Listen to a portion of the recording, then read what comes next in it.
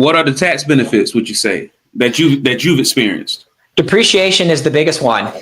Often what that means for those that aren't familiar with it, you can generally depreciate. Let's say if you own a rental home or a single family home, the IRS would generally depreciate that property over 27 and a half years, meaning there are certain components of it that lose value and you get a credit for it. So for example, if you're to look at your tax return, you might see something that says minus $3,000 and it's depreciation.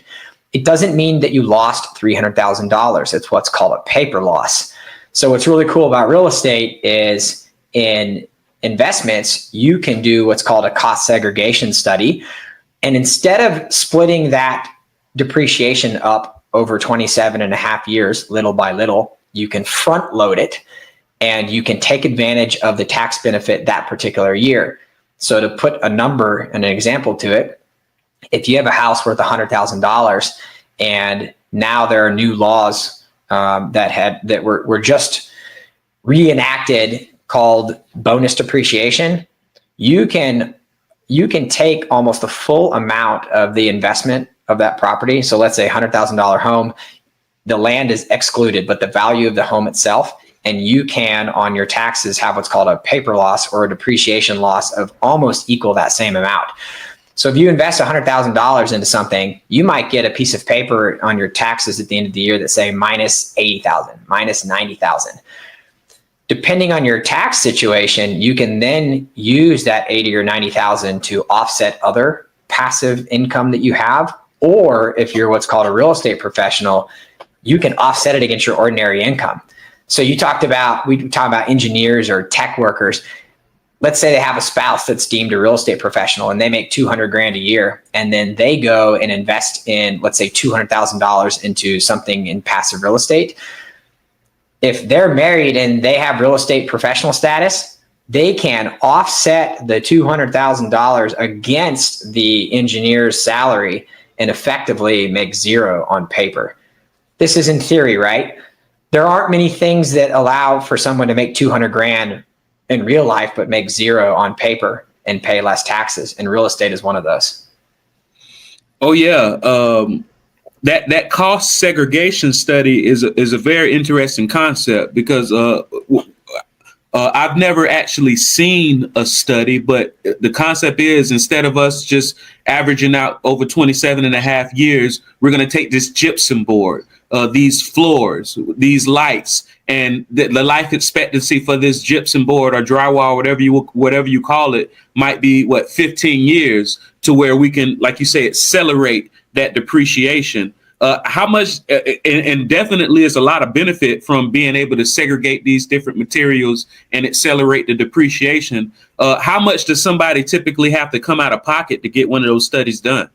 The larger the property, the more you'll spend, but you can anticipate $2,500. They can go up to much more, $10,000, $15,000, $20,000, depending on how large these structures are. But generally, it's worth it to where if you look at what you could potentially save in taxes, and that's year one a lot of time for people, so you can realize the benefit right away.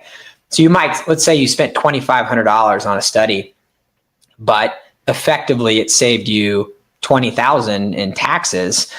You take that all day long. Spend the $2,500 to save the $20,000 that you would have had to pay in taxes. So that formula or strategy repeated over and over again can really help grow and snowball wealth earlier on. And then back to the entrepreneurship side, I think it talked about cash flow not being much in the beginning in real estate. I am a big advocate for people to do both. Make some money outside of your business doing something that can help you build wealth. And if you mentioned earlier, I think you said, let's be clear. He didn't mean that if he gets to take advantage of something, the person next to him does not. And you're right when you said that. But the thing is, many people aren't willing to live beneath their means or to save money because they want to keep up with the Joneses. They want to have a nice BMW SUV that is leased that costs them $1,000 a month, whereas their neighbor might have an older car that's paid off that doesn't cost them that per month. And they are then taking that money saved and putting it to use, giving that dollar a job and making themselves more money.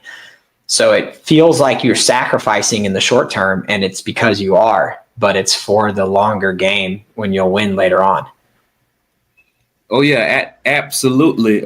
There's definitely ways to look at it. Some people like to say there are two types of people: people who earn interest and people who pay interest. Actually, there are three types of people: people who earn interest and people who pay interest, and people who understand you have to pay a little interest to earn a lot of interest. And for some people, that barrier of having to first put out that 2,500 is enough to keep them from winning in the long haul. A marketing professional would say, if every time I spent $1, I got back $2, what's my marketing budget? The answer is my budget is unlimited. If every time I spend out $1, I get back $2, my marketing budget is unlimited. And the same goes when it comes to actually applying knowledge. A lot of people say knowledge is power. No, knowledge is only potential power. Applied knowledge is actual power. And speaking of that applied knowledge, people are going to say, man, Ian just inspired. He inspired me. I'm going to go out and earn income, but there's a difference between earning income passively and actively. What's your opinion on that? Yeah, you're right. Active and passive are so different. Active income, by definition, is generally something that takes up your time. And time is one of those commodities that's precious because we all have the same amount. It doesn't matter if you're rich or poor, where you come from, we all play on the same clock. Active income means you're spending time, and passive income on the other end is you're pre-allocating money in advance or today to put into something that will effectively help you earn money and buy back your time. Your goal with a finite number of hours in every day is to make sure that you can spend the hours that you want to spend on the things that you like to do. Family, travel, playing basketball, whatever your hobbies are. That's what it's about. And so if you can try to set up ways to earn I hate the saying earn money while you sleep, because sometimes it sounds cheesy to me. It feels cheesy, but it is true. If you can find out a way to do that. Who doesn't like cheese? Yeah, right. And earning money while you sleep. Yeah. But, I'll say that it's passive for some, by the way, but it doesn't just mean it happens. So if it's passive for you, it's active for the person that's actually doing it. You're putting your money to work. So someone else is working for you. They're spending their time to gain, let's say in real estate terms, cash flow, or to run the property well. You're an owner, but you're not spending your time. And that is passive income. That's freedom. And that's what people generally who I talk to strive to get one day. But it doesn't happen overnight. That is a small incremental change. Same thing with the game of entrepreneurship, doing the little things right over and over again. Eventually it does pay off though. Oh yeah. And not only does knowing that distinction between active and passive means more time, with family and friends and trying new things. The government makes that distinction too in your money. They've deemed that money that earns money doesn't need Social Security and Medicare, and therefore we're not going to tax you this additional self-employment tax because your money earning money passively. We're not going to tax you as such as a human body earning money actively, because we know eventually you're going to need some Social Security, you're going to need some Medicare. Therefore, we're going to charge you this self-employment tax. So you definitely get that benefit of knowing that distinction.